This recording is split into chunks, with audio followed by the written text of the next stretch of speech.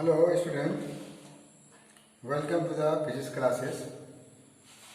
The chapter is motion in a straight line. In the previous video we have discussed the branch of physics, mechanics, and there some branches in the mechanics, that is the statics, kinematics and dynamics. In the two chapters, motion in straight line, or this is also known as rectilinear motion or linear motion, and motion in plane. These two chapters is called kinematics. Kinematics is the branch of mechanics which deals with the condition of motion without considering the cause of motion. But in dynamics, it deals with the study of the motion by considering the cause of motion. Means cause of motion means the force is there. In the previous video we have discussed these things, and rest and motion is a relative term. Today we will see the concept of point object. We will see the concept of point object. What is the point object? Concept of a point object. Means what do you mean by point object? Just we can define, if the position of object changes by distances larger than the size of the object. छोटा difference लिख सकते हैं, if the position of object changes by distances larger than the size of object,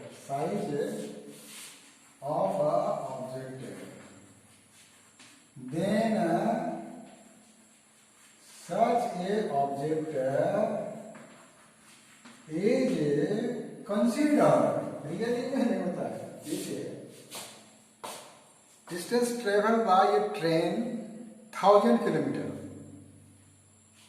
suppose Patna से राजधानी train Delhi जा रही है, बहुत लंबी है, लेकिन पटना से दिल्ली के बीच के डिस्टेंस के कंपैरिजन में ट्रेन का साइज क्या है, नेग्लिजिबल है. तो पूरे ट्रेन को क्या मानेंगे, पॉइंट ऑब्जेक्ट मानेंगे, कंसीडर करेंगे. The object is considered as a what? As a point object. For example, a train under journey of several kilometers. जैसे एग्जाम्पल में, a train under journey of several kilometers may be, the train may be considered as a point object. इसको point object के रूप में consider कर सकते हैं. अर्थ कितना बड़ा है, अर्थ revolves around the sun in the large circular this large orbit.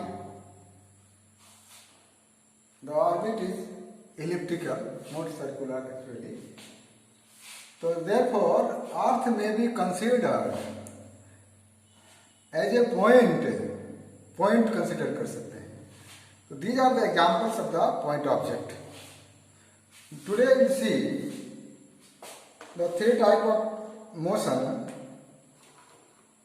one-dimensional motion, two-dimensional motion, and three-dimensional motion. We will discuss.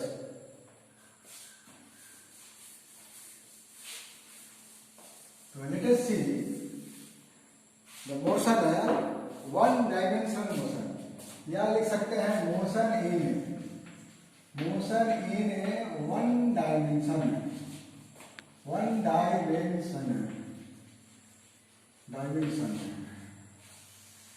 There are three dimensions. One is along x-axis. This is x-axis. Another is the y-axis. This is the plane. A plane है. So all the planes are two-dimensional. But suppose a sphere is there, so it is having one more dimension perpendicular to it. खड़ा नहीं कर सकते हैं, हम लोग इसको ऐसे लिखते हैं z एक्सिस. ये 90 डिग्री है, ये भी 90 डिग्री है, ये भी 90 डिग्री है. ये थ्री डायमेंशन हो गया. This is the origin. तो वन डायमेंशनल मोशन कब होगा? One dimensional motion if only one of the coordinates, this is the x coordinate, y axis में y coordinate, z axis में z coordinate. If ऐसा हो कि only one coordinate, जैसे यहाँ अगर कोई पॉइंट ले लेंगे, क्लास 10 में जो है कोऑर्डिनेट ज्योमेट्री पढ़े हो, मैथमेटिकल टूल्स में कोऑर्डिनेट ज्योमेट्री डिस्कस नहीं किए थे क्योंकि ऑलरेडी 10 में पढ़ा था. इसलिए बाइनोमियल थ्योरम 10 में नहीं पढ़ा था. उसका बाइनोमियल एक्सपेंशन का use we have seen in the previous video. In case of combination of year में हम लोग देखे थे कैसे एक्सपेंशन होता है,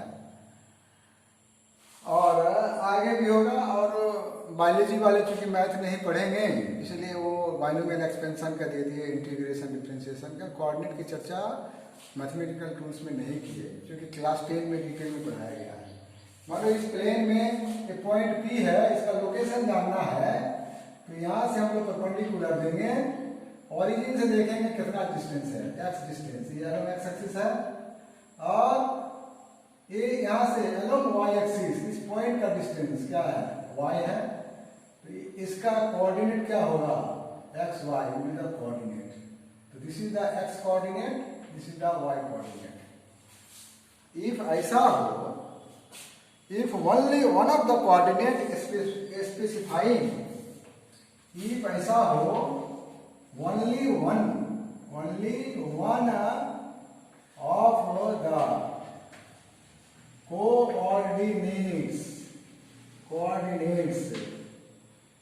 specifying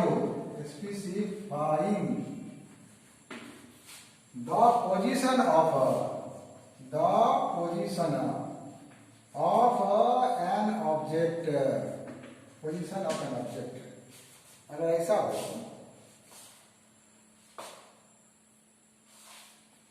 position of the object changes, है ना, during the time, है ना, टाइम के साथ चेंज हो, तो such a motion is called what? Motion in one dimension. This is the motion in a one dimension. मतलब सिर्फ एक ही डायरेक्शन में अगर होगा, एक ही कोऑर्डिनेट स्पेसिफाई करेगा, y कोऑर्डिनेट नहीं होगा. एक ही x एक्सिस से अलग जा रहा है, ये ओरिजिन है. मान लो इनिशियल में यहाँ है, कितना डिस्टेंस है? x1 डिस्टेंस है, और t समय के बाद ये ऑब्जेक्ट चल के आ गया P2 पर, तब जो भी डिस्टेंस मानेंगे, मेजर कहाँ से करेंगे? ओरिजिन से. कोऑर्डिनेट ज्योमेट्री में पढ़े हैं 10 में, all the distances are measured from the origin. Similarly 10 में यह भी पढ़े हैं, in case of mirror and lens all the distance are measured from the pole या ऑप्टिकल सेंटर, माने वो ओरिजिन है, वहां पर भी एक्स वाई कोऑर्डिनेट सिस्टम का यूज है. तो such motion is called motion in one dimension, motion in one dimension करेंगे. और इसको ये भी कहा जाता है rectilinear motion. Motion in one dimension को कहा जाता है क्या, रेक्टिलिनियर मोशन.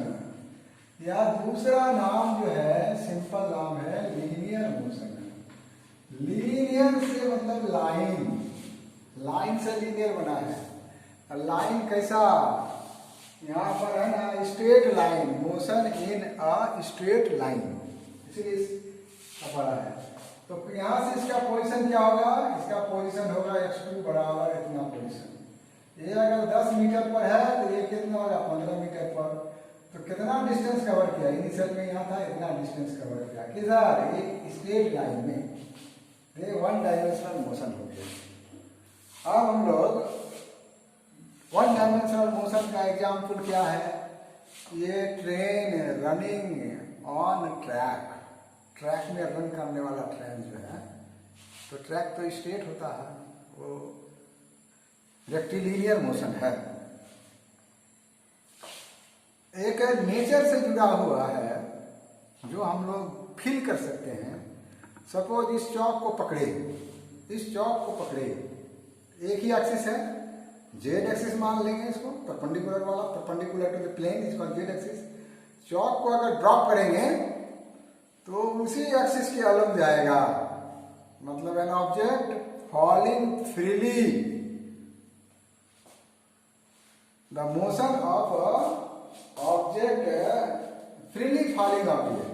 फ्रीली मतलब क्या है, ऐसे पकड़े हैं जस्ट रिलीज कर देंगे, रिलीज फेंकेंगे नहीं, थ्रो नहीं करेंगे, तो एक ही एक्सिस के अलग जाएगा. इसका पोजीशन जो है एक ही एक्सिस के अलग ले जाएगा. Only one coordinate is specifying the position changes by the object is called motion in one dimension. तो ये सारा एग्जांपल है रेक्टिलिनियर मोशन का या लीनियर मोशन का. Now will talk in motion इन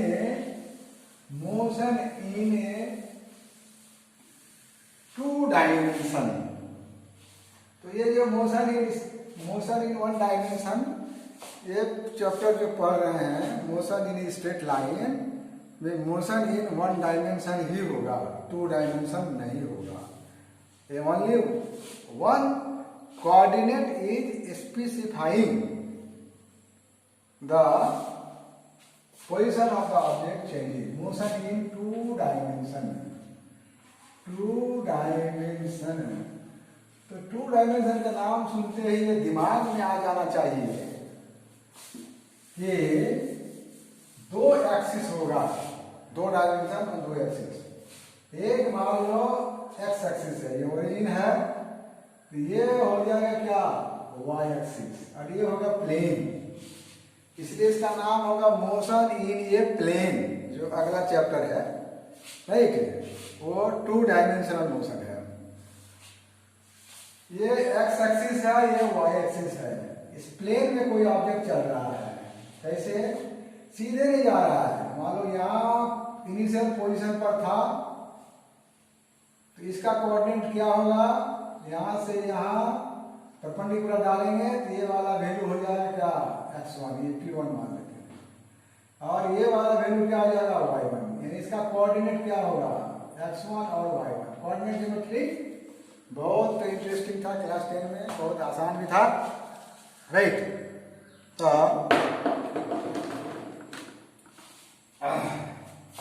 अब ये यहाँ चल रहा है, इस तरह भी तो जा सकता है, इसे जा रहा है राइट. तो कोई पर्टिकुलर स्पेसिफिक कोऑर्डिनेट के अलग नहीं जा रहा है. ये इधर एक्स एक्सिस के अलग नहीं बढ़ रहा है, और इधर क्या हो रहा है, वाई एक्सिस के अलोंग में भी जा रहा है, ना दो एक्सिस के अलोंग इसका change of position of the object is there. Now t time के बाद जैसे चलेगा, there is a passage of time, t time के बाद ये ऑब्जेक्ट यहाँ आ गया, फाइनल पोजीशन P2 पर आ गया। इसका कोऑर्डिनेट क्या होगा, इसका कोऑर्डिनेट के लिए परपेंडिकुलर डालेंगे एक्स एक्सिस पर। अब जो भी लोकेशन होगा कहाँ से मेजर करेंगे, फ्रॉम द ओरिजिन, तो x2 बराबर इतना, लाइक दिस, ये हो गया। लेकिन ये y1 पोजीशन था, अब ये y1 एक्सिस के अलोंग ये वाला चेंज हो रहा है, राइट। तो this is the motion in a two dimension हो गया। इसका उदाहरण क्या हो सकता है, ये एक काइट है, वो फ्लाई कर रहा है, ऐसे ऐसे ऐसे ऐसे फ्लाई कर रहा है, ऐसे है ना, ऐसे ऐसे जा रहा है ना। या कोई कार है, वो जिग जैग होके जा रहा है, जिग जैग होने से एक्स कोऑर्डिनेट भी चेंज होगा और वाई कोऑर्डिनेट भी चेंज होगा। तो such type of motions are called two dimensional motion, right. It's a position changes along y axis. तो यहां लिख सकते हैं change in position, change in position of object along x axis, x axis या x coordinate बराबर क्या होगा, पहले यहां था अब यहां आया, तो ये पोजीशन हो गया x2 माइनस x1, ये क्या हो गया x2 माइनस x1। अगर रेक्टिलिनियर होता तो x2 माइनस x1 ही होता, लेकिन ये क्या है, टू डायमेंशनल मोशन है। Now change in position of object along y axis भी हो रहा है, अलोंग वाई एक्सिस भी हो रहा है। तो ये क्या लिखेंगे, y2 माइनस कितना, y1 लिखेंगे, और रेक्टिलिनियर में सिर्फ x2 माइनस x1। हाँ, similarly one more type of motion is there. इसके लिए क्या है, ये काइट ये कर रहा है, फ्लाई कर रहा है, या जिग जैग में जा रहा है, ऐसे जा रहा है, ऐसे जा रहा है, एक्स भी चेंज हो रहा है, वाई भी चेंज हो रहा है, like that. Okay, now you see ये टू डायमेंशनल मोशन हम लोग देखेंगे इस चैप्टर के बाद। तो वहां पर जो है मोशन ऑफ प्रोजेक्टाइल आएगा, मोशन ऑफ प्रोजेक्टाइल। अगर तुम लोग जो है एक्स्ट्रा दूसरा वीडियो देखकर या किताब देखकर motion in a plane chapter भी अगर कंप्लीट कर लिया होगा, तो प्रोजेक्टाइल मोशन वहां देखा होगा, वो भी टू डायमेंशनल मोशन है। उसमें एक्स एक्सिस के अलोंग और वाई एक्सिस के अलोंग उसका इक्वेशन लेंगे, एक्स वाई दोनों इन्वॉल्व रहता है। Now you see the three dimensional motion, three dimensional motion, three dimensional motion. इसके लिए क्या करेगा, यहाँ लेना पड़ेगा क्या, जेड एक्सिस। तो जेड एक्सिस को हम लोग यहाँ ए कर देंगे, this is the Z axis. और ये पोजीशन है एक्स का वाई का। नाउ यू सी ये इनिशियल पोजीशन में क्या होगा, ये Z1, फाइनल पोजीशन में क्या हो जाएगा, ये हो जाएगा क्या, Z2। इसको हम लोग इधर मिला सकते हैं, ये मिलाएंगे तो इससे मिलेगा, ये हो गया क्या, सॉरी अब ये करो क्या, Z1 और यहाँ पर हो जाएगा X2 Y2 Z2, क्योंकि थ्री कोऑर्डिनेट होगा, इससे वाला भी होगा। तो ऐसे तो खड़ा नहीं कर सकते हैं। अब दिखाएंगे कैसे, इसलिए इसको ऐसे दिखा दिया, ये 90 डिग्री पर है, राइट, लाइक दिस। अब ये इनिशियल पोजीशन वाला लेंगे तो इसके साथ ये हो जाएगा, राइट। तो ये हो गया Z1 और ये थ्री डायमेंशनल मोशन है। थ्री डायमेंशनल मोशन में क्या एग्जाम्पल हो सकता है, three dimensional motion example what will be there.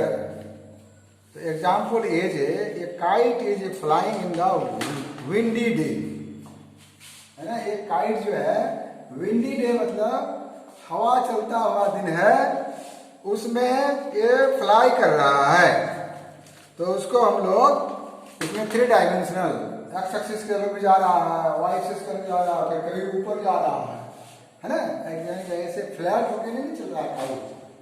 Plane है तो हॉरिजॉन्टल प्लेन पर चलता हुआ आता है, लेकिन काइट क्या है, एक बार जा रहा है इधर, विंडी है, फिर हवा से इधर, फिर कभी ऊपर, है ना।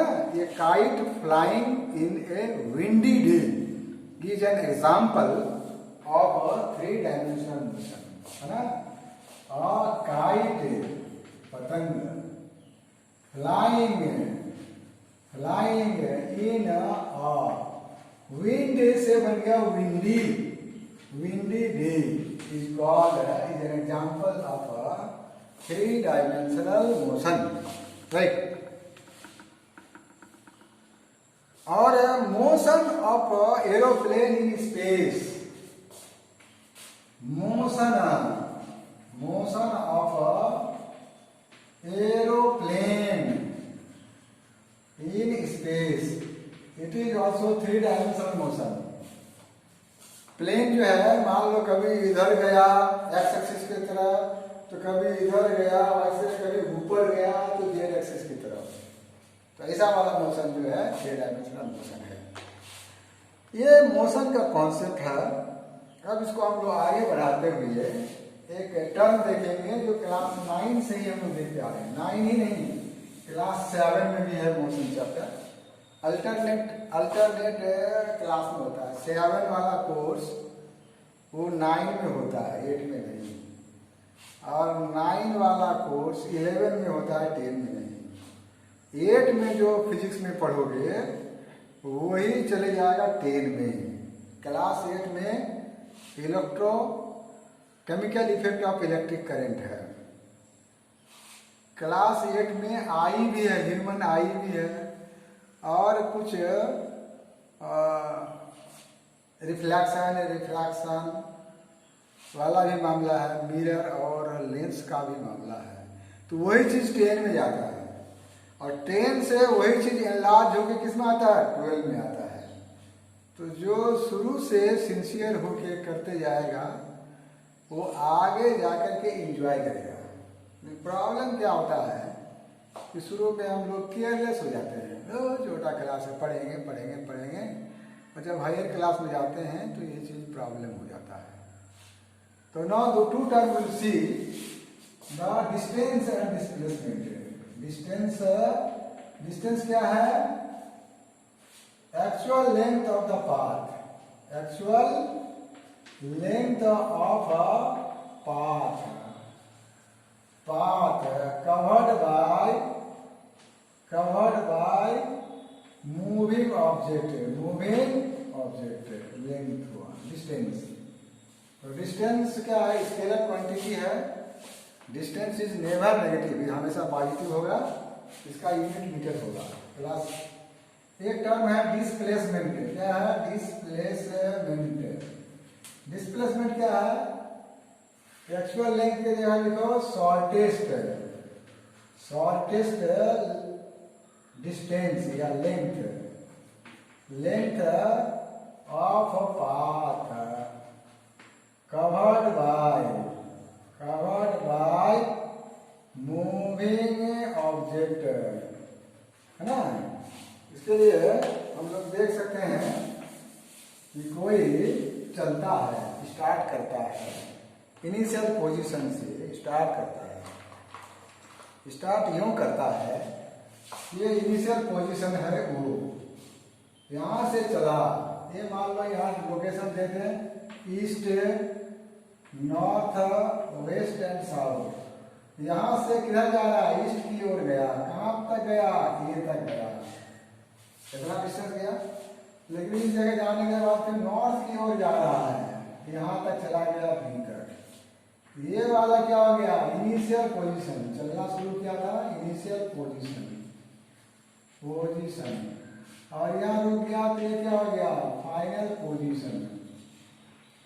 तो टोटल डिस्टेंस कितना कवर किया, वो ये प्लस ए बी, ये मान लो 10 मीटर है, ये मान लेते हैं 15 मीटर है, तो टोटल डिस्टेंस कितना होगा? टोटल डिस्टेंस बराबर हो गया OA प्लस क्या AB। इट मीन्स कितना हो गया 10 प्लस 15 बराबर क्या हो गया 25 मीटर गया। लेकिन जब डिस्प्लेसमेंट की बात करेंगे तो शॉर्टेज इधर से ले जाकर शॉर्टेज डिस्टेंस कौन सा होगा? ये वाला अगर जाएगा तो वहां पहुंच ही जाएगा। जाना यहाँ है तो ऐसे गया, लॉन्ग पाथ ट्रैवल करके गया, डायरेक्ट जाएगा तो ये वाला पोर्शन शॉर्टेज डिस्टेंस है, तो ये डिस्प्लेसमेंट बराबर क्या होगा? ये वाला लेंथ होगा, कौन सा होगा? OB होगा, मतलब distance between initial and final position. OB कितना होगा? अब तो ये राइट ट्रायंगल बन गया, तो क्या करेंगे? अंडर रूट क्या आ जाएगा? OA square plus AB square.